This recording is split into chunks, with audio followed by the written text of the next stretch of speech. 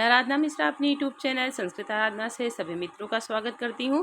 तो चलिए फ्रेंड्स, देखते हैं आज महाकवि भर्तृहरि द्वारा विरचित नीति शतकम से संबंधित कुछ विशेष बहुत ही महत्वपूर्ण प्रश्नों की श्रृंखला को, जो कि बहुत ही महत्वपूर्ण और व्याख्यात्मक प्रश्नोत्तरी है मित्रों। और इसके पहले भी मैंने बहुत सारी व्याख्यात्मक प्रश्नोत्तरी की वीडियो अपलोड की है अपने चैनल के माध्यम से, तो आप सभी मित्र प्लेलिस्ट में जाएंगे तो मिल जाएगा।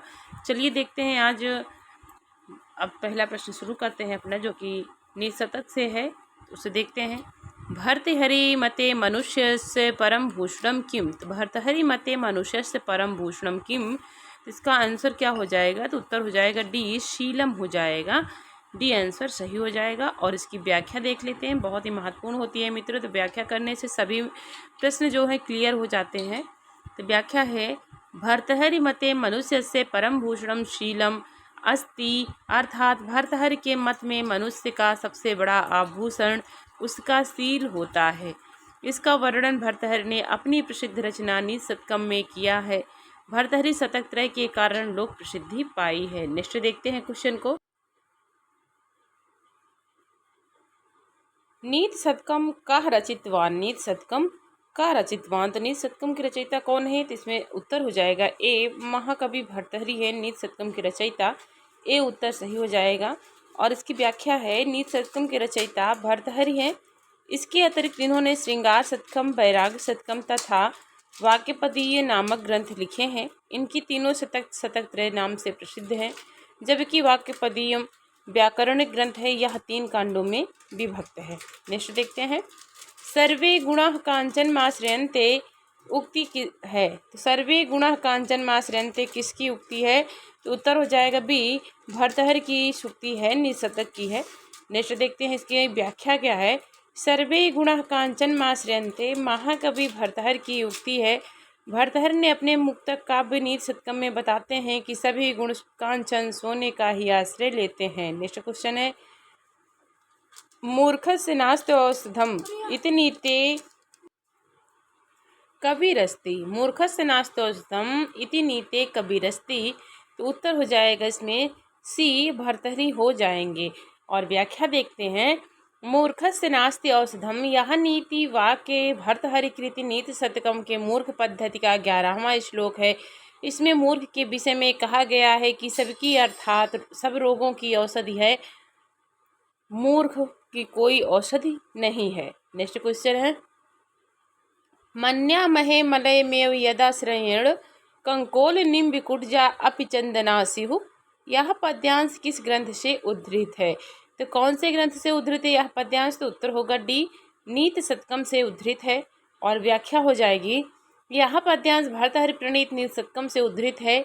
इसमें भर्तृहरि ने कहा है कि मैं मलयागिरि को ही मानता हूँ, जिसके आश्रय से नीम कंकोल के वृक्ष भी चंदन हो जाते हैं। नेक्स्ट क्वेश्चन है, दुर्जना परिहर्तव्य विद्यालंकृतो अपि सन, यह वचन किसने कहा है? तो दुर्जना परिहर्तव्य विद्यालंकृतो अपि सन, यह वचन किसने कहा है? तो उत्तर हो जाएगा सी, महाकवि भर्तृहरि ने कहा है। और इसकी व्याख्या है, यह सूक्ति भर्तृहरि ने अपने नीति शतक में कहा है कि विद्या युक्त दुर्जन को उसी प्रकार से त्याग देना चाहिए जिस प्रकार मणि युक्त सर्प को त्याग दिया जाता है। नेक्स्ट क्वेश्चन है,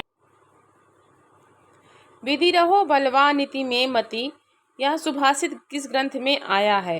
तो विधिरहो बलवानिति में मति, यह किस ग्रंथ में आया हुआ है? उत्तर हो जाएगा डी, नीति शतकम में यह आया हुआ है श्लोक है। और व्याख्या होगी, भर्तृहरि ने नीति शतक में कहा है कि मेरे भी अनुसार भाग्य इस संसार में सबसे बलवान होता है। अन्यत्र भी कहा गया है, भाग्यम फलति सर्वदा न विद्या न पौरुषम। नेक्स्ट सूक्ति है, सुजनः खलु भृत्यानुकंपकः स्वामी निर्धनो को अपि शोभते, पिशुना पुनर्द्रव्य गर्वितो दुष्करः खलु परिणाम दारुणः। इस श्लोक के ग्रंथ और उसके कवि हैं। तो कौन सा ग्रंथ है और कौन कवि है? तो उत्तर होगा बी, नीति शतकम ग्रंथ है और भर्तृहरि कवि हैं इस श्लोक के। तो प्रस्तुत श्लोक भर्तृहरि के नीति शतकम से लिया गया है।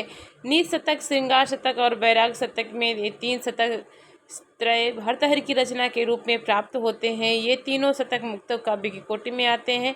नीति शतक में 111 श्लोक और श्रृंगार शतक में 103 श्लोक है। तथा बैराग शतकम में भी 111 श्लोक हैं। नेक्स्ट क्वेश्चन है विद्या विहीनः पशु, यह उक्ति किस ग्रंथ से संबंधित है? तो किस ग्रंथ से है? तो उत्तर हो जाएगा ए नीति शतक से है। और व्याख्या देखते हैं, विद्या विहीना पशु नीति शतक नामक ग्रंथ से संबंधित है।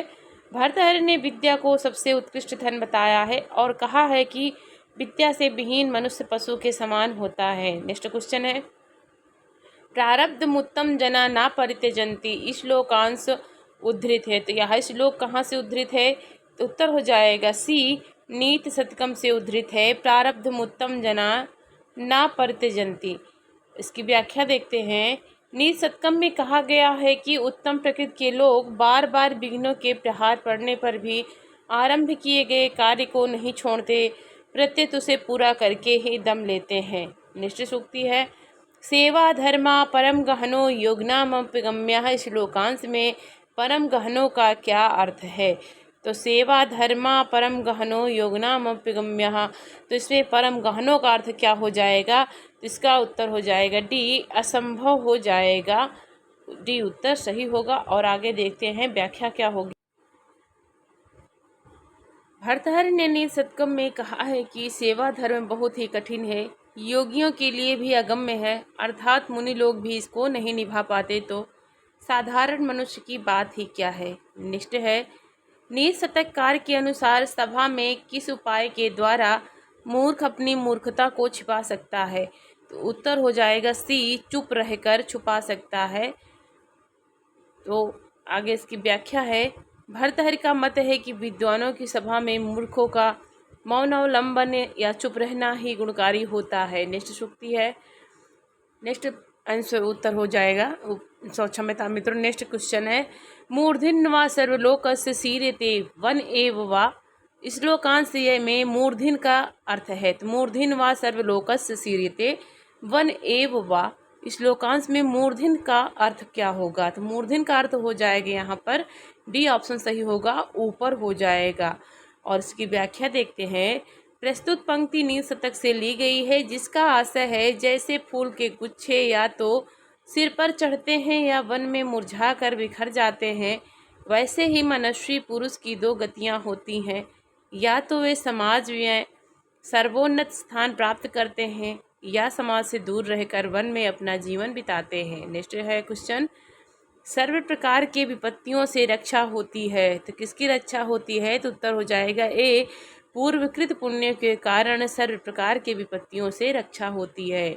और व्याख्या होगी, सर्व प्रकार के विपत्तियों से रक्षा पूर्वकृत पुण्यों के द्वारा होती है, जबकि नीति शतकम के अनुसार वीरता या देवताओं की सहायता या प्रत्युत्पन्न मत में विपत्तियों की रक्षा नहीं होती है।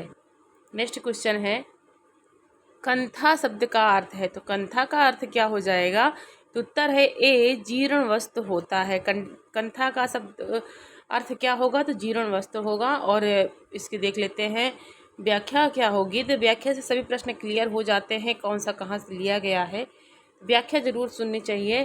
तो व्याख्या है कंथा शब्द का अर्थ जीर्ण वस्त्र से है। यहाँ पर नीति शतकम के श्लोक में वर्णित किए गए कंथा से तात्पर्य जीर्ण वस्त्र से ही है। नेक्स्ट क्वेश्चन है भर्तहरि ने विद्याहीन मानव के बारे में क्या कहा है? तो विद्याहीन मानव के बारे में भर्तहरि ने क्या कहा है? तो उत्तर हो जाएगा सी पशु के समान होते विद्या विहीना पशु समानः। तो पशु के समान होते हैं विद्या से विहीन मानव। नेक्स्ट इसकी व्याख्या देख लेते हैं, भर्तहरि ने विद्याहीन मानव को पशु के समान बताया है, चूँकि विद्या विवेक देता है, साथ ही साथ विनय भी, जो कि मानव के सम्यक उत्कर्ष हेतु आवश्यक है। नेक्स्ट क्वेश्चन है शतक त्रय ग्रंथ के रचनाकार ने और किस प्रसिद्ध ग्रंथ की रचना की थी? तो और किस प्रसिद्ध ग्रंथ की रचना की थी? तो उत्तर हो जाएगा सी वाक्यपदीयम, जो कि एक व्याकरण ग्रंथ है, तो वाक्यपदीयम की रचना की थी। और व्याख्या देखते हैं, शतक त्रय ग्रंथ के रचनाकार ने वाक्यपदीयम नामक व्याकरण ग्रंथ की रचना की थी।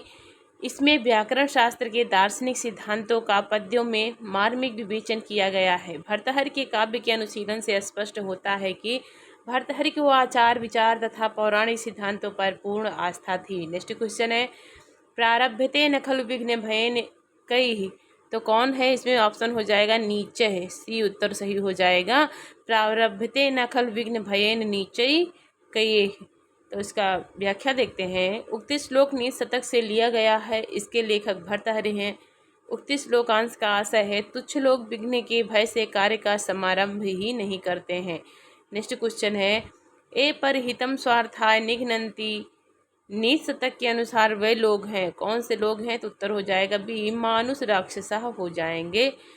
ए परहितम स्वार्थाय निघ्नन्ति नीत शतक के अनुसार मानुष राक्षसा हो जाएंगे। और ये निरस्त यूपीटीजीटी की परीक्षा में जहाँ जहाँ प्रश्न जो आए हुए देखिए उसमें दिया भी गया है, तो इसकी व्याख्या होगी ए परहितम स्वार्थाय निघ्नन्ति नीत शतक के अनुसार वे लोग हैं मानुष राक्षसा अर्थात मनुष्य के रूप में राक्षस हैं। नेक्स्ट क्वेश्चन है नास्ति उद्यम समो बंधु। नास्ति उद्यम समो बंधु, इसका अर्थ क्या होगा? तो सी उत्तर सही होगा, बंधु हो जाएगा। और व्याख्या होगी यह पंक्ति नीत शतक से ली गई है जिसमें उद्यम के विषय में स्पष्ट किया गया है। नास्ति उद्यम समो बंधु कुर्वाणो नावसीदति, अर्थात उद्यम परिश्रम के समान कोई मित्र नहीं है जिसे करने में मनुष्य दुखी नहीं होता है। नेक्स्ट क्वेश्चन है लक्ष्मी साधु भाव की क्या है? तो यहाँ आ गया है लक्ष्मी साधु भाव की क्या है? तो उत्तर हो जाएगा डी, बद्धशाला हो जाएगी। ये निरस्त परीक्षा 2004 का हल प्रश्न पत्र हमको लग रहा है। तो लक्ष्मी साधु भाव की क्या है? तो बद्धशाला होगी। व्याख्या देखते हैं। व्याख्या है सुकनासोपदेश के अनुसार लक्ष्मी साधु स्वभाव वालों के लिए बद्धशाला है। नेक्स्ट क्वेश्चन है सुप्रसिद्ध कविजन निर्धन होकर रहते हैं तो इसमें दोषी है। तो इसमें कौन दोषी है? इसका सही आंसर हो जाएगा बी, राजा दोषी होते हैं। सुप्रसिद्ध कविजन निर्धन होकर जब रहते हैं तो इसमें कौन दोषी है? तो राजा दोषी हैं। और इसकी व्याख्या क्या होगी? भर्तृहरि नीत शतकम में कहते हैं कि प्रसिद्ध कवि जिस राजा के राज्य में निर्धन रहते हैं उस राजा की ही जड़ता है। नेक्स्ट क्वेश्चन है विषयों की सुख में आसक्ति मनुष्य को करती है तो क्या करती है? तो उत्तर हो जाएगा ए, नष्ट करती है। विषयों के सुख में आसक्ति मनुष्य को नष्ट करती है, ए ऑप्शन सही होगा। और इसकी व्याख्या होगी सुख में विषयों के प्रति में आसक्ति मनुष्य को नष्ट करती है, इसके विपरीत अनासक्त पुरुष प्रसन्न होता है। नेक्स्ट क्वेश्चन है सूरवीर महितल पर अलग प्रभाव प्रकट कर सकता है तो कैसे कर सकता है? तो उत्तर हो जाएगा सी, पराक्रम द्वारा कर सकता है, पराक्रम से कर सकता है। और व्याख्या होगी नीत शतकम के अनुसार सूरवीर महितल पर अपना अलग प्रभाव पराक्रम से प्रकट कर सकता है। अन्य विकल्प उसके अंतर्गत सन्निहित हैं। महत्वपूर्ण विकल्प पराक्रम है। नेक्स्ट क्वेश्चन है नीत शतक में पूर्व तपसा खल संचितानी है तो कौन है? उत्तर हो जाएगा डी, भाग्यानि पूर्व तपसा खलु संचितानी हो जाएगा। और इसकी व्याख्या होगी नीत शतम के अनुसार पूर्वकृत तप या कर्मों के द्वारा व्यक्ति अपने भाग्यानि का निर्माण करता है, अर्थात मनुष्य के भाग्य पूर्वकृत तप द्वारा बनते हैं। यहाँ तप का अर्थ है कर्म, अर्थात पूर्वकृत कर्म ही भाग्य का निर्माण करती है। नेक्स्ट क्वेश्चन है पर्वत के पंख किसने काटे थे? तो पर्वत के पंख किसने काटे थे? तो उत्तर हो जाएगा ए उत्तर हो जाएगा इंद्र ने काटे थे। और नेक्स्ट क्वेश्चन है तेजस्वी पुरुष स्वाभाविक रूप से होते हैं तो क्या होते हैं? उत्तर हो जाएगा बी, सूरवीर होते हैं। तेजस्वी पुरुष स्वाभाविक रूप से सूरवीर होते हैं। नेक्स्ट देखते हैं इसकी व्याख्या। व्याख्या है तेजस्वी पुरुष स्वाभाविक रूप से सूरवीर होते हैं जबकि विकल्प में दिए गए अन्य विकल्प भीरू, गृहस्थ तथा सन्यासी तेजस्वी पुरुष के लिए सही नहीं है। नेक्स्ट क्वेश्चन है मैनाक किसका पुत्र है? तो मैनाक किसका पुत्र है? तो उत्तर हो जाएगा बी, हिमालय का पुत्र है। नेक्स्ट क्वेश्चन है मैनाक हिमालय का पुत्र है था जो परम तेजस्वी, गुणवान एवं अद्भुत ज्ञान से युक्त था। ये निशतक था, इसकी व्याख्या हो गई। आगे देखते हैं नेक्स्ट क्वेश्चन को संसार में सबसे अधिक तथा कष्टकारक कौन होता है? तो सबसे अधिक मनोहर तथा कष्टकारक कौन होता है? तो उत्तर हो जाएगा सी, रमणी होती है। और इसकी व्याख्या होगी संसार में सबसे अधिक मनोहर तथा कष्टकारक रमणी होती है। रमणी का अर्थ सुंदर स्त्री होता है। मनः हरत इति मनोहरा हो जाएगा। नेक्स्ट क्वेश्चन है यम यम पश्यसि तस्य तस्य पुरतो मा ब्रूहि दीनम वचः। इस सूक्ति के माध्यम से किसे शिक्षा दी जा रही है? तो यम यम पश्यसि तस्य तस्य पुरतो मा ब्रूहि दीनम वचः, इस सूक्ति के माध्यम से किसे शिक्षा दी जा रही है? तो उत्तर हो जाएगा सी, चातक को शिक्षा दी जा रही है। नेक्स्ट क्वेश्चन देखते, इसकी व्याख्या हो जाएगी, यम यम पश्यसि तस्य तस्य पुरतो मा ब्रूहि दीनं वचः। इस सूक्ति के माध्यम से चातक को शिक्षा दी जा रही है। इस पंक्ति का भावार्थ यही है कि अरे चातक पपीहे, तुम हर किसी के सामने अपने दीन दुखी वचनों का उद्गार मत किया करो। ये आम मनुष्यों के लिए भी है कि हर किसी के सामने अपने दीनहीन वचन नहीं कहने चाहिए। आगे नेक्स्ट क्वेश्चन देखते हैं, नीति शतककार के मतानुसार संपत्ति काल में महापुरुषों की मनोवृत्ति होती है। तो संपत्ति काल में महापुरुषों की मनोवृत्ति कैसी होती है? तो उत्तर हो जाएगा बी, कमल के समान कोमल होती है। और इसकी व्याख्या देखते हैं, भर्तृहरि के अनुसार संपत्ति काल में महापुरुषों की मनोवृत्ति कमल के समान कोमल होती है और वही आपत्ति काल में विशाल पहाड़ों की चट्टानों की तरह अत्यंत कठोर हो जाती है। नेक्स्ट क्वेश्चन है, सबका आभूषण क्या है? तो यहाँ पर दिया गया है सबका आभूषण क्या है, उत्तर हो जाएगा यहाँ पर सील हो जाएगा, सबका आभूषण सही ऑप्शन हो जाएगा सी। तो मित्रों, मैंने नीति शतक से संबंधित कुछ बहुत ही विशेष महत्वपूर्ण व्याख्यात्मक प्रश्नोत्तरी को अब आपको प्रेषित कर रही हूँ, तो आप सभी मित्र जरूर देखिए और चैनल को जरूर सब्सक्राइब कीजिए। मित्रों, पढ़ते रहिए, आपका दिन शुभ और मंगलमय हो, इसी कामना के साथ मित्रों, नमः संस्कृताय।